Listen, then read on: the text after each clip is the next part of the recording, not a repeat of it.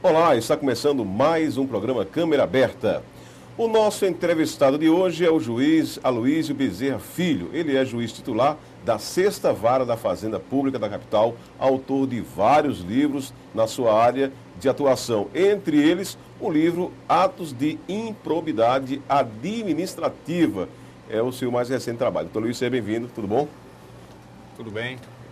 Eu que agradeço a oportunidade de estar aqui conversando com vocês, nesse espaço democrático que é permitido pela TV Câmara, e trocar algumas ideias, dar alguns recados, e mostrar o nosso trabalho que está sendo feito aqui em relação à publicação do nosso livro, Atos de Improbidade Administrativa. Doutor Luiz, como conciliar escritor e juiz ao mesmo tempo?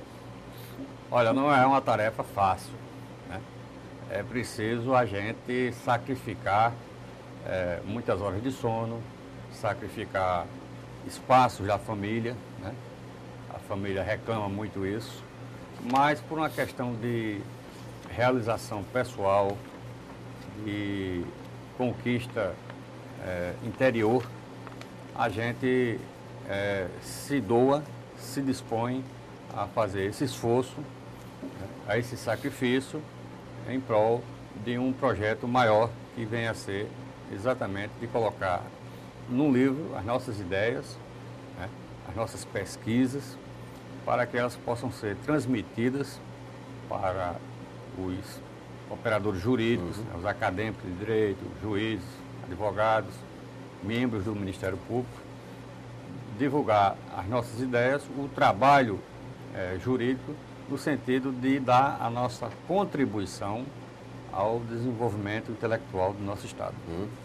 Esse seu último livro, seu último trabalho, levou em média quantos dias? Olha, na verdade... Ou meses? Durou quase 2 anos, né?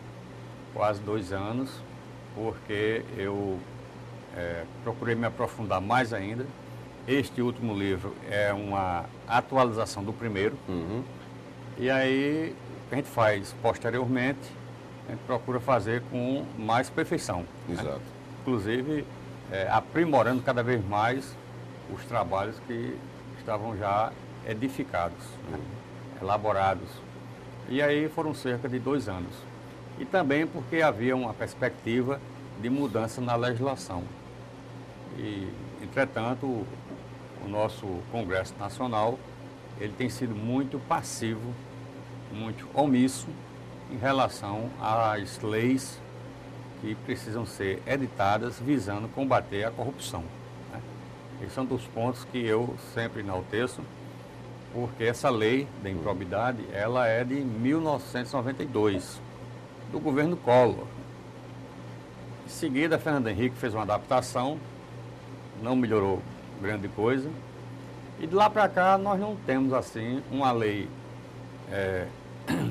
atualizada, uma lei que viesse dar mais elementos, mais instrumentos para que a justiça fosse mais eficaz e mais dura com os agentes públicos e políticos que incorrem em desvio de conduta. O que é que empanca, doutor Aloísio, nesse Brasil, ações para evitar a improbidade administrativa? O que empanca para as pessoas de Brasília, os juristas, não mudarem esse negócio? Primeiro porque, se a gente for verificar, é o seguinte: quem comete atos de improbidade administrativa neste país são aquelas pessoas detentoras de cargos públicos e normalmente da alta hierarquia. Pessoas que têm laços com a política ou que têm assento no Congresso Nacional ou que tiveram lá no Congresso Nacional. Então, seria talvez legislar contra uma classe reconhecidamente que incorre nesses atos de improbidade. Mostra, além de tudo, uma omissão do Parlamento Nacional, né? Porque na parte criminal, por exemplo, quando há um evento de repercussão, se edita logo uma lei, tornando mais duro combater aquele crime e se dá uma resposta à sociedade. Muitas vezes nem sempre é o que precisa, mas é sempre feito alguma coisa. Quando é contra a corrupção, os agentes da corrupção, o que é que acontece? O Congresso é silente, não bota para tramitar, para aprovar os projetos que lá se encontram. Existem bons projetos. Né? E com isso dificulta o trabalho da justiça, que por sua vez já vem com sua mácula de morosidade. Né? E a morosidade judicial é o grande aliado hoje desses agentes de improbidade. Porque os processos são lentos, né? Demoram a serem julgados e isso dá a eles uma sobrevida grande. Isso ajuda muito. Então são esses aspectos que eu verifico. Teve uma fase aí da nossa história, muito recente, que a gente observou, estava claro, que o Supremo teve que tomar alguma medida para evitar algumas coisas. Por exemplo, ideia do Supremo também é ficha limpa. Exato. Né? A lei da ficha limpa foi de iniciativa popular. Popular, mas que o Supremo toma Só que a reação contra ela foi muito grande, porque mexia exatamente com a classe política. Mas aquele da lei, como eu acabei de mencionar, foi uma iniciativa popular, não foi do Congresso. E foi o maior avanço que tivemos nos últimos tempos em relação a esse assunto. Porque, de qualquer forma, pega na ponta aqueles que no passado tiveram algum incidente, algum ato julgado pela justiça, alguma impugnação, rejeição de contas, condenações, cassações, né? E tudo isso coloca uma trava para que essas pessoas, com esses envolvimentos, não possam continuar na vida pública. Foi um avanço, mas um avanço a duras penas. Daí ter sido necessário que o Supremo fizesse a sua manifestação, no sentido de dizer que a lei existe, está valendo e que é para ser aplicada, né? Porque houve uma resistência muito grande quanto à sua aplicabilidade. No seu livro, ele dá sugestão de se evitar essas penalidades por parte dos gestores? Olha, o livro é um manual do gestor público, porque mostra exatamente o que ele não pode fazer. Cada artigo, ele é interpretado e ilustrado com uma jurisprudência de alguns dos tribunais superiores, os tribunais regionais ou estaduais. E cada ponto ele é bem exemplificativo, mostrando aquilo onde vai incorrer em prejuízo ao erário, onde vai haver violação às normas da administração pública, a questão do enriquecimento ilícito, né, enriquecimento sem causa, enfim, todas aquelas situações que a lei prescreve e descreve a conduta típica de atos de improbidade, mostrando o que incorre e o que não incorre o gestor. Vai ser, a meu ver, um manual para o agente político, para o agente público. E o que dizer, doutor Luiz, das brechas no Código Penal brasileiro? Olha, se não houvessem as brechas, não teríamos advogados, né? É verdade, O advogado, até a gente discute muito isso, quem sabe direito é o advogado, né? O advogado é que leva as ideias, né? As teses, né? Essas interpretações, muitas vezes extensivas, no sentido de arrumar uma acomodação para o seu constituinte. Né? Eu sempre defendi, com relação às leis que dizem respeito ao patrimônio público, a lei de ação popular, a lei de ação popular, a lei de ação civil pública e a lei de improbidade, né? No sentido de que sejam interpretadas de forma restritas, de formas taxativas e não exemplificativas ou ampliativas, para não deixar margem no sentido de que o réu de ação de improbidade é um réu rico. Você não vê alguém que ganha salário mínimo sendo vítima de uma ação de improbidade. Só se for usado, o laranja. Né? Mas o gestor público, aqueles que detêm o exercício de cargos públicos elevados no âmbito da administração, em seus níveis mais elevados, essa é a clientela. Ou os parlamentares. Os parlamentares também podem correr nessa mesma conduta. Então, de modo que é preciso que isso aí seja interpretado de forma, no sentido restrito, como é a lei penal. A lei penal ela é interpretada de forma taxativa, para não dar brechas exatamente à impunidade. O senhor acha, na sua concepção, que os gestores, não todos, lógico, alguns que cometem delitos, improbidades, fazem isso e às vezes repetem, são reincidentes, porque não vão devolver dinheiro? Será que é esse o pensamento desse pessoal? Primeiro, eu quero dizer o seguinte: quem comete um ato de improbidade que resulta em enriquecimento ilícito, não pode alegar que foi um engano, que foi uma negligência, uma imprudência, porque você não vai ficar rico ao acaso, porque sem querer ficar. Né? Você tem que ter vontade, que é o dolo exatamente, o ato intencional de fazer aquele ato. Então, quando você assume um cargo público, você tem qualificação para o exercício daquela atividade. Você tem esclarecimentos, tem discernimento do que está fazendo.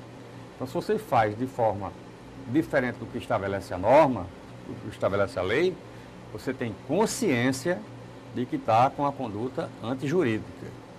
Faz porque quer fazer e assume o risco desse resultado. Né? Então, ele tem essa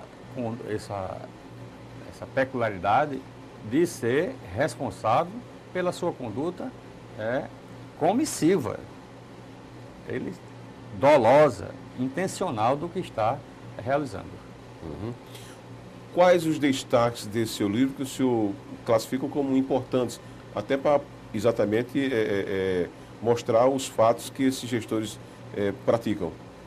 Olha, um dos aspectos que eu ressalto é de que o ato de improbidade administrativa, ele é de natureza hedionda. Por quê? Porque quando se desvia dinheiro da saúde, por exemplo, o gestor, ele está atingindo, não é uma pessoa só. É diferente do homicídio. O homicídio, o cidadão vai lá e mata um terceiro, matou uma pessoa. Mas quando o gestor tira dinheiro da saúde, por exemplo, ele está levando à morte, às vezes, muitas das vezes, por falta de assistência médica, inúmeras pessoas, inúmeras crianças, inúmeros idosos, ou seja, aquela clientela que mais necessita dos serviços públicos de saúde. Então, ele tem um caráter pulverizador. Então, daí eu entender a gravidade, a hediondez dessa atitude. Daí eu qualificá-lo dessa natureza.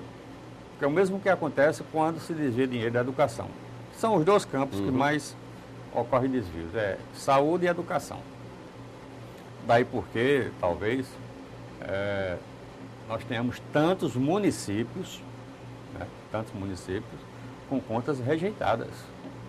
Porque a maior parte dos recursos da saúde e da educação estão nos municípios. Então, quando se divide dinheiro da educação, você está atingindo um leque imenso de crianças, que vai ter prejuízo na merenda escolar, no nível de aprendizado, não vai ter acesso à informação, não vai ter acesso aos meios necessários ao conhecimento de que está buscando, enfim, atinge toda a população. Então, essa extensão de um ato de improbidade é que merece ser severamente reprimido, com duras penas, tirado da vida pública.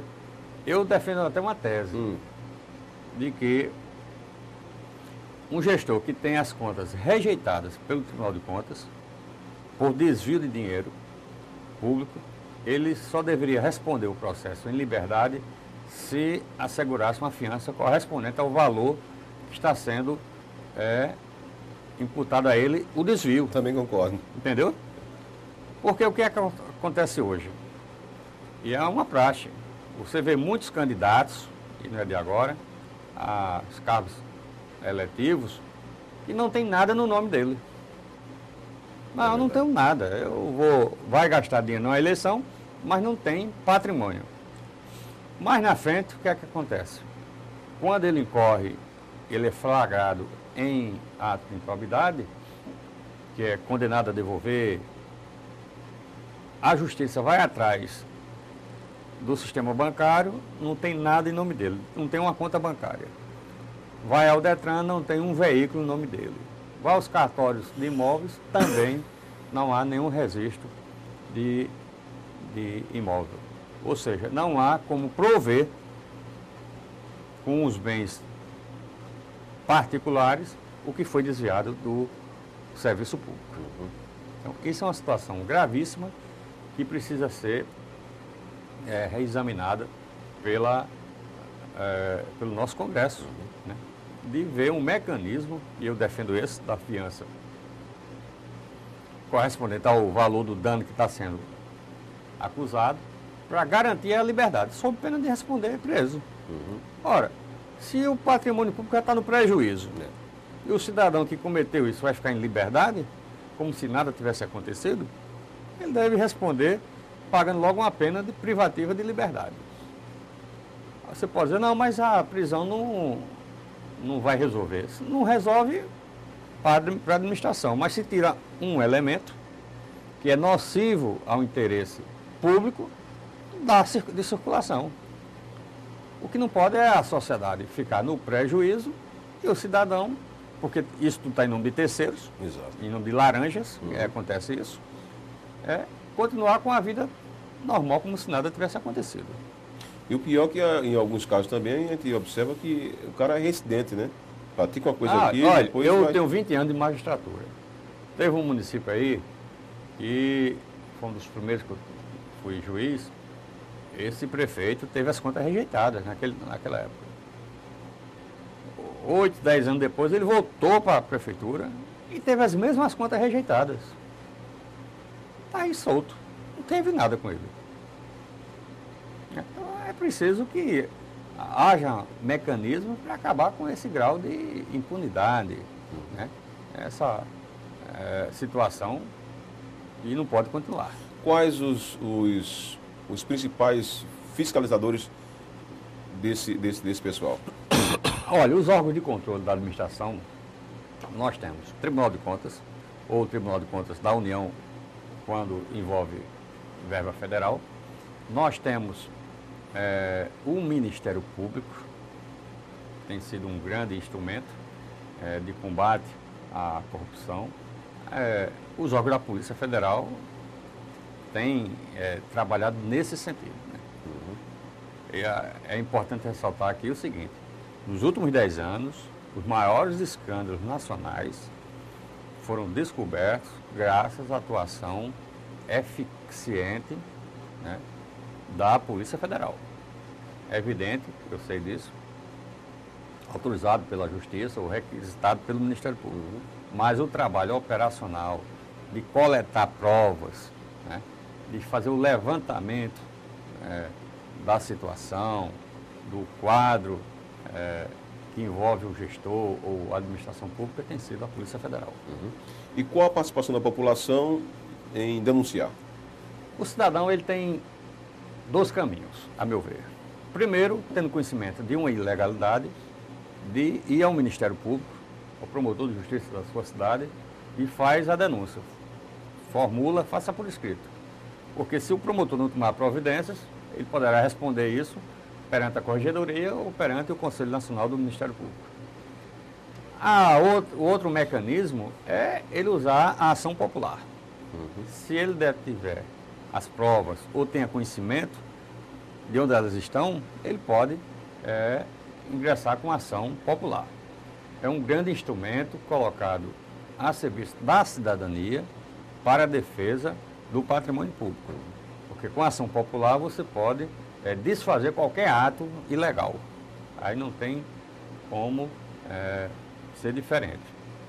E é o tipo de ação que não tem custo. Basta você procurar um advogado, fazer a petição e juntar as provas. E fazer a distribuição perante a justiça. A improbidade já é, por si só, um fato grave, mas quando o governo federal suspende as verbas federais à cidade, a população sofre. É o mais grave. Pois é. Por causa de uma pessoa, né, de um mau gestor. Você veja o seguinte, como é injusta essa situação. Quem é penalizado é o cidadão. O responsável por esse ato, ele não é atingido. Ele não é vitimado de nada. Essa concepção é que a gente tem que modificar. É preciso haver uma evolução legislativa no sentido de preservar o interesse do cidadão em desfavor dos privilégios da situação favorável que tem o gestor público que incorre em ato de improbidade. Doutor Aloysio, como é que a população deve denunciar? De que forma? Olha, perante o Ministério Público, como eu falei, por escrito. Certo. Qualquer cidadão deve ter, tendo conhecimento de uma ilegalidade, deve ir ao promotor de justiça e fazer essa denúncia. Porque ele tem a obrigação de fazer a investigação, ele é o defensor da lei, é o zelador da lei, conforme diz a Constituição. Então ele tem a obrigação de tomar as providências. O senhor falando nisso, destacou que também o parlamentar ele pode também ocorrer na prática de improbidade administrativa. Quais são os tipos de práticas, geralmente, em vereadores, em deputados, em senadores? Olha, todos os deputados, todos os parlamentares têm verba de gabinete, né? Na hora que ele der uma destinação diferente daquelas verbas do que está estabelecido na norma, ele está incorrendo em ato de qualquer natureza de improbidade administrativa. Se ele tem uma cota de gasolina, né, e ele está gastando essa cota de forma indevida ou de forma fraudulenta, já houve casos aí no Brasil inteiro de parlamentar prestar contas com notas fiscais falsas. Ou seja, ele não estava destinando a gasolina e sim estava usando em benefício próprio. Doutor Aloysio, essa ficha limpa que nós temos aí hoje, o senhor acha que melhorou o sistema de campanhas eleitorais aqui no Brasil? Vai continuar do mesmo jeito.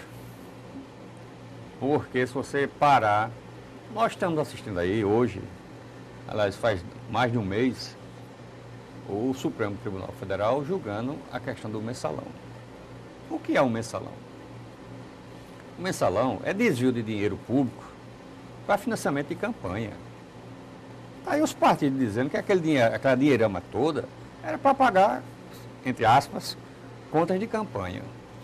Então o que vai acontecer sempre é de que essa briga por cargos públicos, vamos observar, é exatamente para colocar pessoas chaves em determinados cargos chaves, com o objetivo de colher vantagens indevidas na gestão daqueles cargos públicos, daqueles ministérios, daquelas secretarias, né, daquelas autarquias, para irrigar o custo de campanha, para irrigar a via obscura, oculta, dos partidos políticos.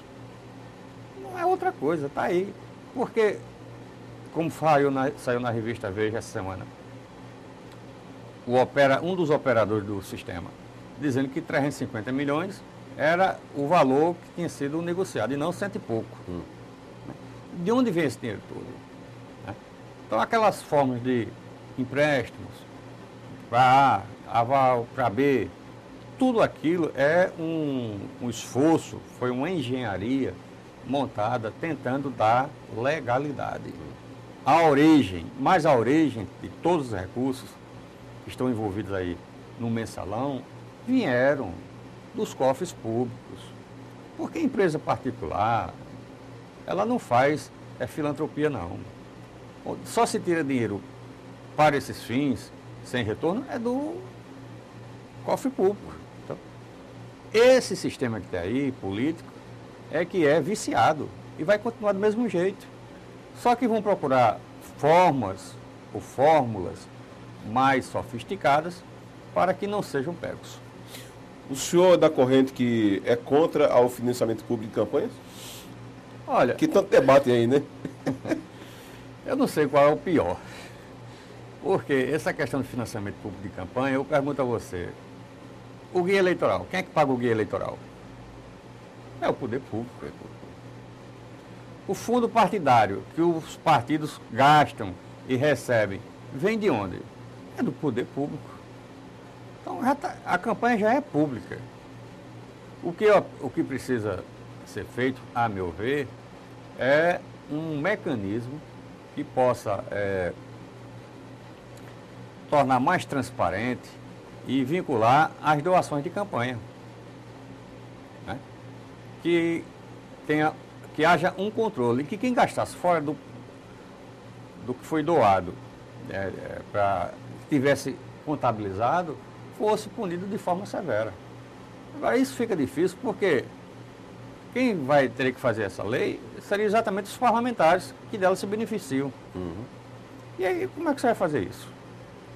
Né? Então, financiamento público de campanha, você tem o guia eleitoral no horário nobre. E eles não pagam um centavo. Os partidos não pagam um centavo. Os candidatos não gastam um centavo com isso. Então, já é público. O senhor concorda ou discorda da reincidência não, de a campanha da presidente, prefeito, vereador, tudo em 4 anos, não em 2 e depois mais 2? O ideal seria que fosse um ano só para fazer de presidente a vereador. E já foi, né? Antigamente passado, era assim. Antigamente era assim. Mas a reforma política, a meu ver, seria fundamental acabar com duas coisas. Primeiro, questão do voto proporcional. Tem que ser eleito quem tiver maior número de votos. Essa é uma matemática simples.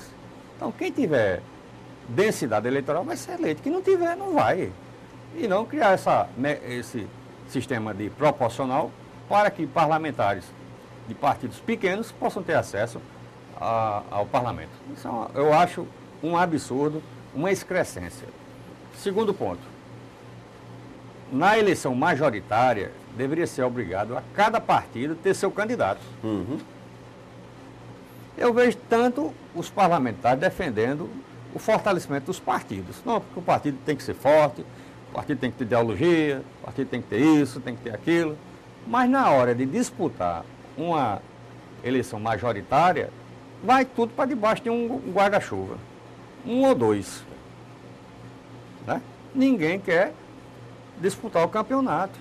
Ninguém quer colocar o time em campo. Então, coligação na majoritária só no segundo turno. É 2 pontos que eu defendo. Majoritários, coligação de majoritário só no segundo turno e acabar com o voto proporcional. Uhum. Eu escutei essa semana, não sei se isso procede, que uma campanha, cada eleitor gera em torno de R$ 95, sai o custo, né, por cada eleitor. Isso o senhor acha que procede, essa informação?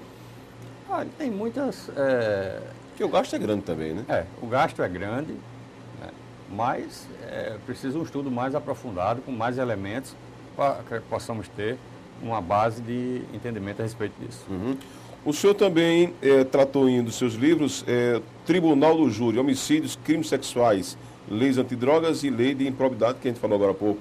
Esses crimes sexuais, doutor Aloysio, trata de quê? Olha, crimes sexuais, eu prefiro dar um enfoque especializado em razão das grandes aberrações que vêm ocorrendo nos costumes do brasileiro nos últimos anos. Nós temos aí uma quantidade imensa de crimes dessa natureza, contra a mulher, contra o homem mesmo, contra a pessoa. Uhum. Né? Essa questão do estupro, né? É uma coisa que contra adolescentes, contra crianças, e isso precisa ser bem trabalhado, bem combatido, em defesa da dignidade humana, dos valores da família, do valor da pessoa, especialmente da mulher. Então, eu fiz um trabalho especializado nesse campo, né? Houve uma evolução na legislação, melhorou muito. E, infelizmente, a gente vê todo dia no noticiário casos e mais casos de violências sexuais. O outro assunto diz respeito à lei antidrogas. Esse é o grande mal que vive a nossa sociedade no momento, porque a droga vem avançando e vem destruindo a família, o cidadão, causando muita dor e destruição. E essa questão da droga, nós precisamos verificar o seguinte: o Brasil não é produtor de droga branca, que é a cocaína. Toda a cocaína usada no país, ela é importada. Então, é preciso que o governo federal adote medidas sérias para fechar nossas fronteiras, portos e aeroportos, no sentido de coibir a entrada desse pó que vem maltratando e dilacerando as nossas famílias. Como também a questão da arma. Né? O crime organizado tem a ver com tóxico e com contrabando de armas. Tem uma interligação muito forte entre eles. Então, é preciso uma política nacional no sentido de evitar que a droga chegue ao país e chegando que haja uma repressão forte. Mas pegar os grandes fornecedores, os grandes traficantes. Né? E também é preciso, na outra ponta, que o governo adote uma política de saúde pública no sentido de dar assistência, amparo ao dependente de drogas. Porque o dependente de drogas, se ele não tiver uma ajuda efetiva, ele não sai da mão do traficante. Qual é a lógica do tráfico de drogas? O traficante quer criar mercado. Então, no início, ele começa a financiar, dar de graça. Quando a pessoa cria dependência, aí ele passa a exigir e tornar aquele dependente escravo dele. Essa é a lógica. Então, essa cadeia tem que ser quebrada. Se o dependente tem assistência do governo, assistência pública, para um tratamento e se livrar do mal, não é fácil, tem que ter apoio da família, compreensão da família, vai trazer benefícios para essa situação. Mas se ele for amparado pelo Estado e pela família, o traficante vai ter dificuldades. E o traficante tem que ser tratado com muita dureza. Não pode haver tolerância com esse tipo de criminoso, porque o pior criminoso que nós temos hoje em dia é o traficante de drogas. Ok. Doutor Luiz, foi um prazer tê-lo aqui. Parabéns pelo trabalho, viu? Eu que agradeço a oportunidade. Ok. E onde adquiriu os livros? Aqui em João Pessoa, nas principais livrarias. No shopping, aqui no centro e no Fórum Cívico da capital. Ok. A você também, nosso muito obrigado. Até a próxima.